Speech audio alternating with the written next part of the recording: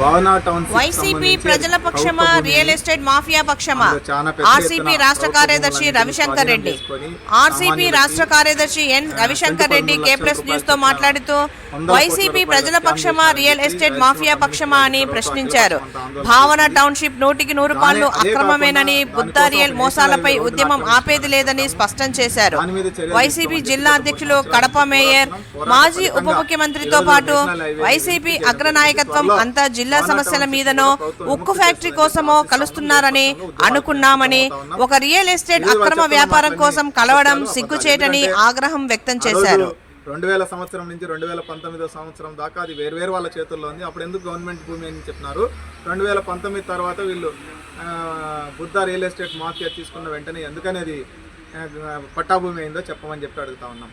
రెండోది, మీరే కంప్లైంట్ చేసినారు, ఒక 4.5 ఎకరాలు వేరే వాళ్ళు దొంగ రిజిస్టర్ చేసుకున్నారు, దాన్ని రద్దు చేయమని ఈ బుద్ధా రియల్ ఎస్టేట్ మాఫియా సచివులే కంప్లైంట్ చేసినారు. దాని మీద విచారణ జరిపినారు, దాని మీద రద్దు చేసినారు, అది మళ్ళీ మీరే కొట్టేసినారు. ఎట్లా న్యాయం ఇది అని చెప్పి మేము అడుగుతాము. కాబట్టి 100కి 100 పాళ్ళు బుద్ధా వాళ్ళు వేసినవన్నీ కూడా దొంగ భూములు, ప్రభుత్వ భూములు. వాటిని విముక్తి చేయాలి, ప్రభుత్వం స్వాధీనం చేసుకోవాలి. అంతవరకు పోరాటం కొనసాగాలి.